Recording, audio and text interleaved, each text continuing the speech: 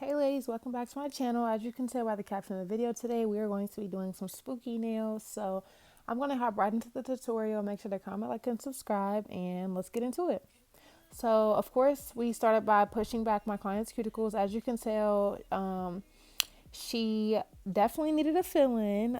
So we are going ahead and just taking off all of the polish from the old set.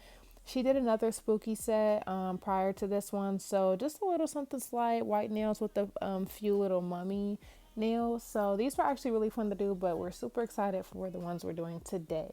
They're like Beetlejuice kind of inspired, but just overall give me a spooky vibe. So yeah, this step is pretty simple though. You do want to make sure that you are being extremely careful when using the drill bit to take off the gel polish. Obviously it's a very coarse drill bit, so it will be pretty sharp and it will take off whatever you put, under it. So skin included in that. So just make sure that you're being very careful in holding the file pretty steady. You want to make sure that you're constantly moving that bit around the nail. If you leave it in one spot for too long, it will cause friction and that will cause heat. So you want to make sure that you are constantly, like I said, moving the drill, getting rid of all of that old polish, keeping it moving. And I say have your drill more at a low speed. Numbers exactly, I can't tell you because I never really look at mine when I do this step, but just don't have it too high. And obviously you can't have it too low or else it won't take off any polish. So now we're going to go ahead, now that that's done, and move on to the next step. I'm just taking my cuticle drill bit and I'm going around the entire cuticle area, and this just exposes the entire nail and gets all the dead skin, everything from around and underneath the cuticle out that needs to be out, and just gives us a nice clean base to get ready to work with.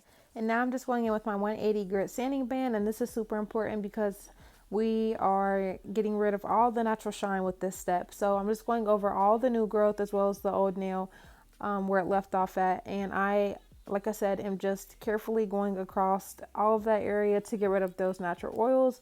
As you know, the natural oils do prevent the acrylic from adhering properly and does cause lifting. So just make sure that you are doing that step.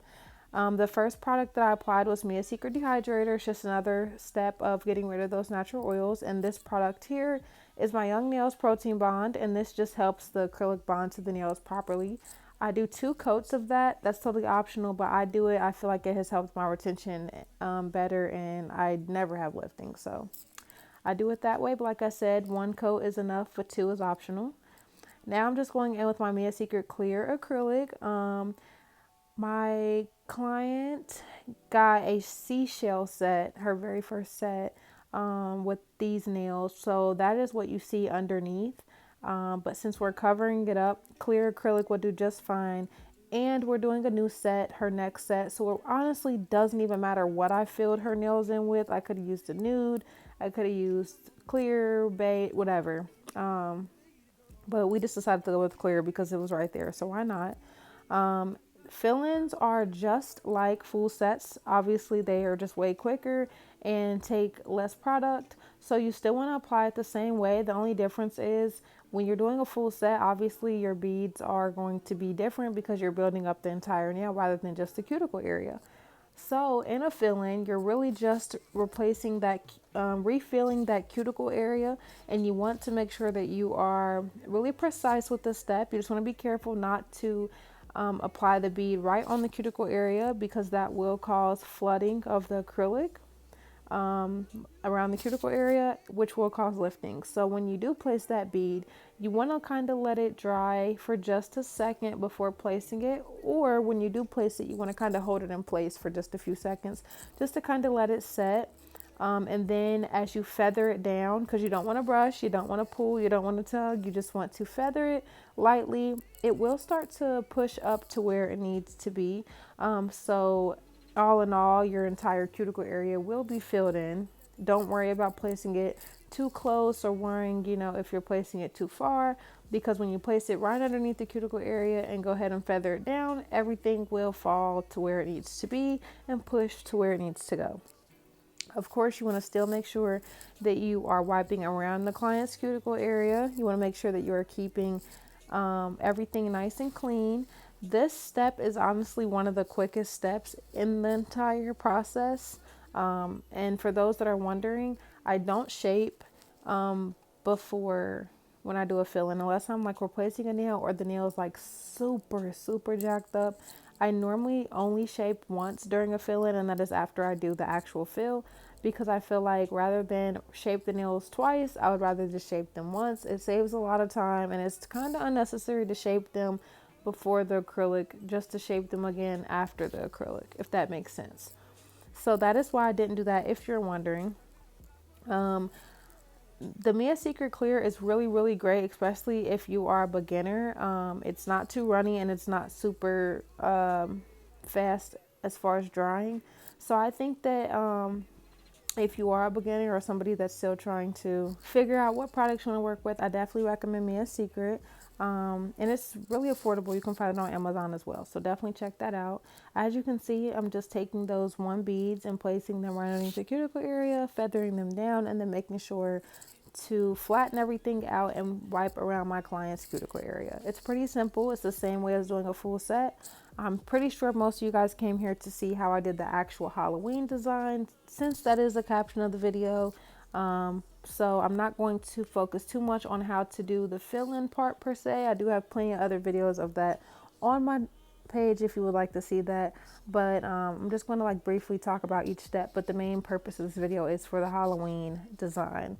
So here I'm just cleaning up the shape like I mentioned earlier. I'm only going to do it once rather than file twice. So since we focus mainly on the cuticle area, there isn't a lot that you need to do in this step. All we're doing is just regaining that shape. So since she did like a coffinish square type of shape prior to this, that's what we're doing now. And this is my mom, by the way, so I know her nails exactly how she likes them. Most people probably consider this like a short coffin, which people hate, but you know, this is what she loves, so that's what we're gonna give her. So I'm just taking the file and making sure to pull her skin back, because this is an 80 grit file, so it's very sharp. But I'm making sure to hold her skin back as I'm filing the sides. I'm just filing them at an angle, following the nail, and then I am taking the file to the free edge straight up and down at a 90-degree angle. You want to make sure that when you're filing, you are keeping the file flat up against the nail, regardless of which side you're filing or which direction you're filing, because it will give you the cleanest shape. So now that we have the shaping done, I'm just taking my fine drill bit and I'm going around the cuticle area to seal the cuticles and make sure that they're nice and flush with the natural nail bed. And then I am, of course, going and filing the entire nail. As you can see, I'm also making sure to hit the underside of the free edge. And that is because most of the time, as you know, do filling after filling, the nails can thicken because, you know, that's product on top of product. So I do just like to make sure that I'm keeping it nice and clean, nice and thin under there. You don't want it to be bulky or chunky, especially when you're doing a fill-in. Sometimes as you drag the bead down, you can press up that product and get it underneath that area. So you want to make sure that you're keeping that nice and clean and running over the entire nail from left to right, top to bottom, sealing those cuticles to prevent lifting, and like I said, make them look nice and flush. Be careful to not nip your client's cuticle, obviously, and keep that file moving. Again, we want to prevent all heat. So now I'm taking my buffer, and this is just going to buff the nail and take off any scratches or blemishes that the e-file may have caused. This is a really simple step, and then I don't film the next step, but I do always apply cuticle oil over the entire the client's entire cuticle area, as well as on the underside, and then I have them wash to give us a nice, smooth, clean set to work with.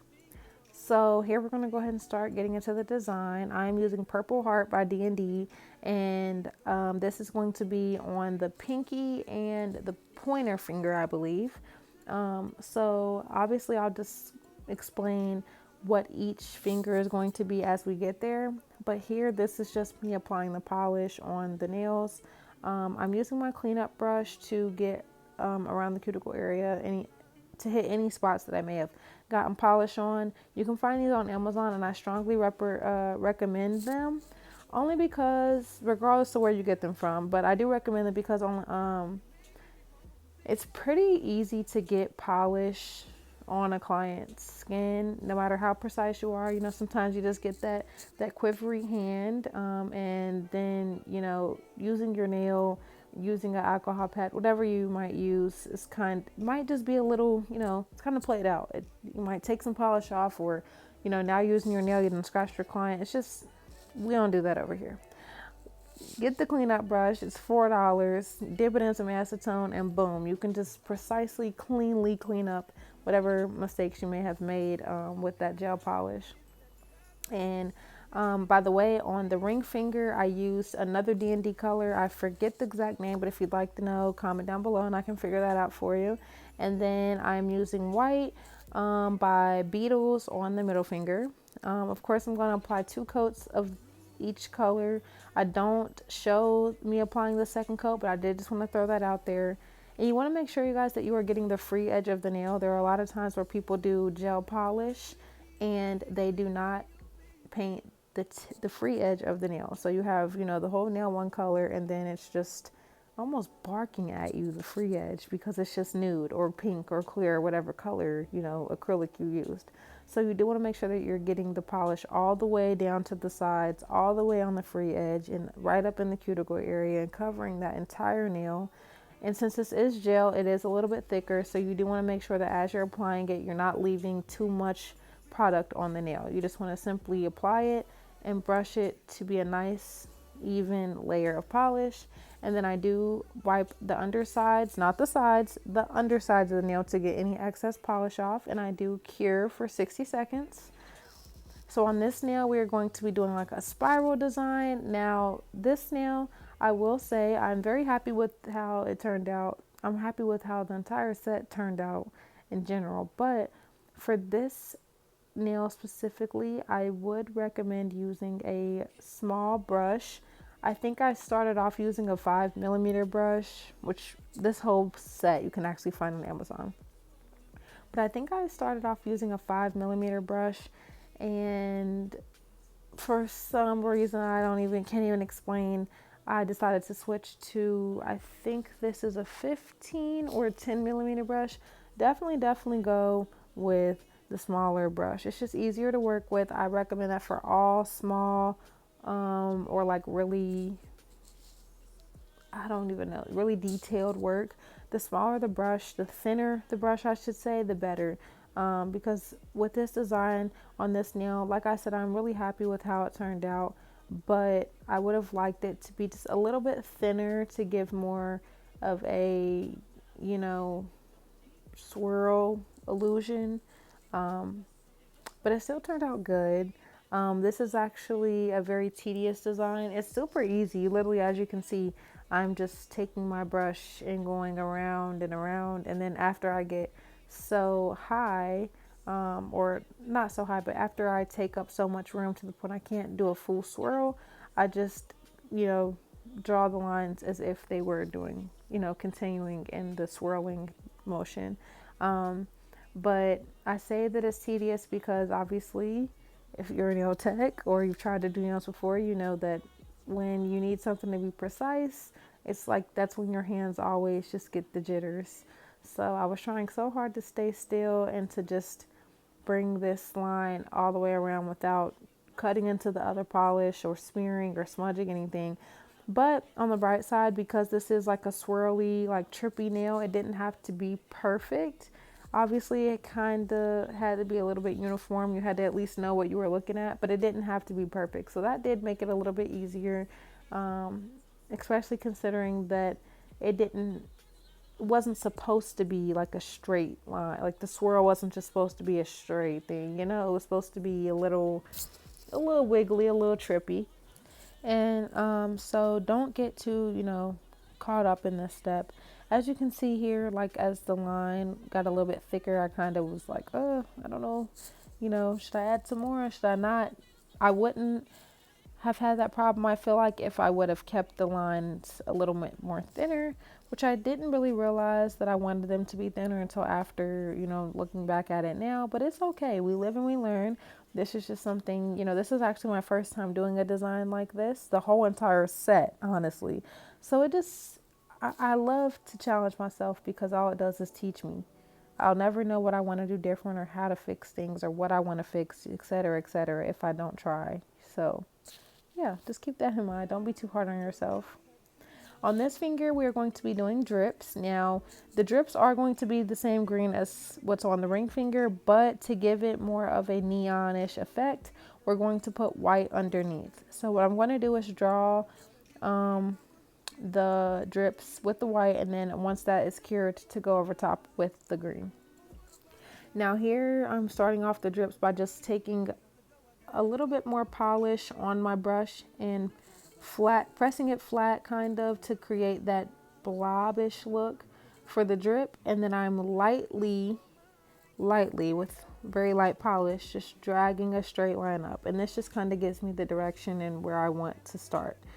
So now what I'm going to do is still working with minimal polish, I'm going to start by curving, kind of doing, oh, my hand blocked it. Ain't that just crazy? So hopefully, I'm so sorry, you guys. Hopefully it starts to, okay, there we go, become more clear what I'm doing.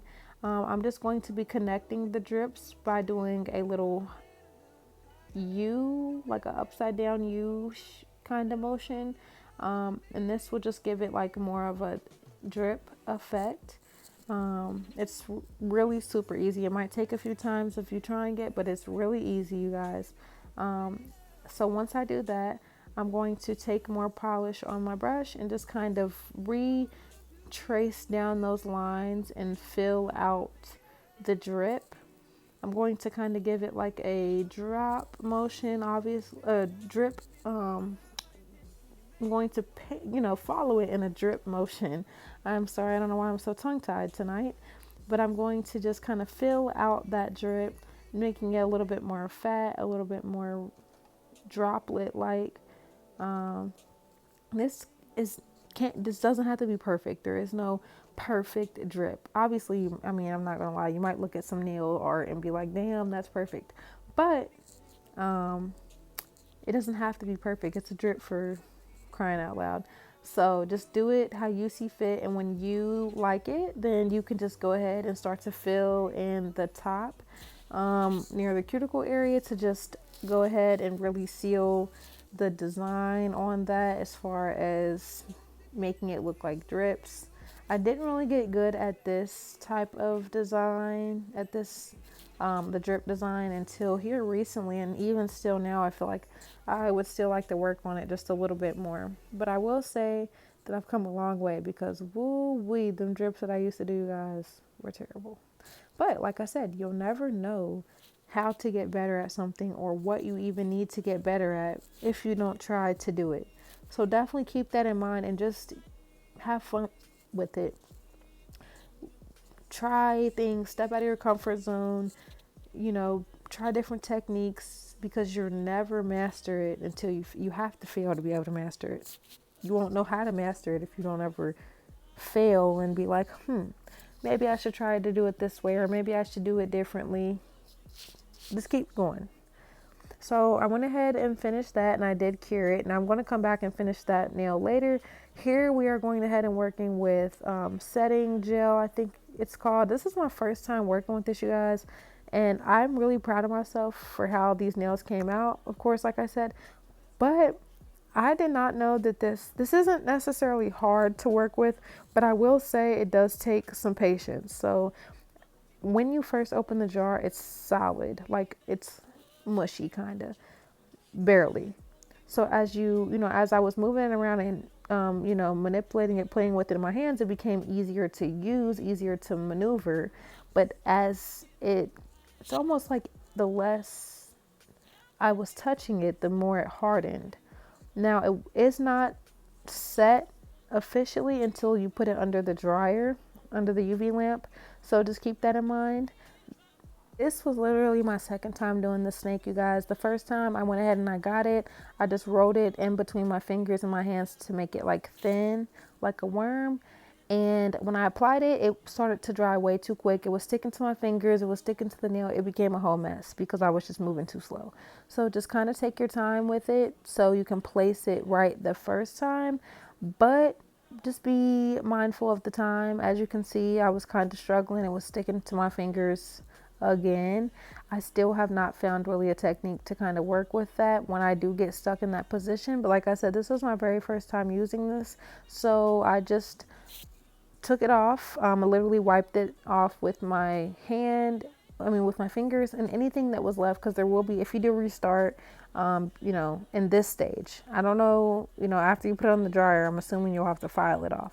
But in this stage, before it's cured, you can just, kind of scrape it off, wipe it off, whatever, and then use some acetone and rub the nail to get the excess off. So there's that. I went ahead and literally just placed it like a snake. It didn't have to be perfect. Snakes aren't perfect. You know what it is, or at least you will know what it is when there's polish on there. So this finger, we're going back to the pinky with that big ball. That ball is an eyeball. So I'm just going ahead and taking my white gel polish. Now, mind you, I did go ahead and cure. So the clear sculpting gel is nice and set. It's no longer tacky. It's no longer movable. So I'm just going ahead and, like I said, getting the entire ball white. You want to make sure it is, with this being so 3D, it is kind of easy to miss some spots. So you want to make sure that you're looking all over to cover that entire thing. You don't want to just cover, you don't want to polish just only what you see and then get through the whole design and now you got clear patches all over, your eyeball. So make sure that you are carefully working to get the entire eye, well, not even just the eye, just the entire piece, regardless of if it's the eye or the snake or whatever the heck you're doing with it. Make sure that you get around the entire thing. So like I mentioned, this is going to be like a Beetlejuice snake. That's what we're going for. So I'm going to go ahead and start by just painting it white. We're going to paint the entire thing white, get all the creases, and you do want to make sure that there will be some spots. I feel like maybe it was just me, but I feel like the longer I kind of let the polish sit in some spots, it kind of started to, I think because it's so 3D, it kind of, I don't want to say like it started to like melt off, because it wasn't. It was still on there pretty good. Like the eyeball, I had no issues with. But with this snake, I feel like there were certain parts where I swear, you guys, it would look really nice and full coverage white, and then I look back specifically down here in this corner and I'm like, bro, where's the polish going? But again, that might have just been me or the temperature of my room. I don't know, but I did feel like I had to keep hitting one of the same spots on my snake over and over again. But other than that, this was actually pretty simple. I'm not gonna lie, you guys, this set took a full 2 hours and it's a fill-in. Granted, this was my first time using a lot of these products, and this is my first time doing a lot of this, these designs. So I feel like now that it is, I know what to expect now. It would be much quicker next time, but I definitely was taking my time. I was not rushing through this because I did not want anything to be janky looking or like somebody played on my mom's nails, So yeah, so that's that. Take your time with designs like these. Don't let nobody brush you, and do not feel pressured to rush through it, because you want to make sure that you're sending people out there with good work, especially stuff like this. So yeah, back to the drips. The white, like I said, was already cured. We're just going back in with that neon green polish, and as you guys can see, it looks so vibrant going over top of that white. So I'm really happy that we did that. You do want to make sure that you're covering the entire white though. It doesn't look good if you got some white, some green. It either has to be one or the other. So definitely make sure that you're getting around that entire area. So now we are going in and finishing the eyeball, I guess I should say. I'm going to just take that green and put it right in the center and just make a blobby circle. It just does not have to be perfect. You don't want it to be too big or too small, obviously, but like it's an eyeball, so it's not going to look beautiful. Just take some polish on the edge of your brush. You can even use the dotting tool and just make a little circle right in the center of the eyeball. And now I'm going to go in with some red polish, and this was literally so quick and so easy. I'm just making squiggles from the base of the eyeball up towards the center. I'm not going to do it literally directly up to the green circle part, but you don't even have to start at the base. You can start near the green, like the center of the eye, and go downward. So that part is really super simple, and I just kind of like spread them out just a little bit, just like an eye. You'll kind of get the feel for it. It doesn't have to be perfect, but this was a really simple step, and it really brought it together. And I do forget to film the finishing part to the eyeball, but once I cure this, because mind you, the green is still wet, when it comes back out, I just take my dotting tool and I just put a little black dot right in the center of the green to really finish off the eyeball, and of course top coat it. I do the top coat of all the nails at the very end. So, but yeah, look how the little red is turning out. It's definitely giving eyeball for sure. Loving it. Loving it. So now I went ahead and let that cure, and it comes back out, and we're going to go ahead and move on to the snake. This one was a pretty simple step as well. So all we did was just make a little black squares on the snake to give it like the Beetlejuice snake look, and that was pretty simple. I do think that I probably would have did like them just a little smaller, obviously not too small, but just a little smaller, because I would have liked to fit like one more square on, but it is what it is. It still turned out pretty cute. And then the last step that we did was just outlined the green drip. So I am just going to go ahead and let you guys watch the rest of this, because the finishing steps are pretty simple. And yeah, of course, after curing everything, I did go ahead and apply a gel top coat, and I let that cure for 90 seconds, and it turned out pretty good. So yeah, as you can see here, this step is pretty simple. Just drawing two lines just to kind of map out your squares, and then fill it in with the polish, and there you have it. So I'm going to let you guys finish watching this video. Thank you for tuning in. I hope that you guys enjoyed it. Please make sure to comment, like, and subscribe. And I will be dropping so many tutorials on some spooky nails before the season is over. So make sure to stay tuned for that. Thank you for supporting. I love you guys, and I'll see you in the next video.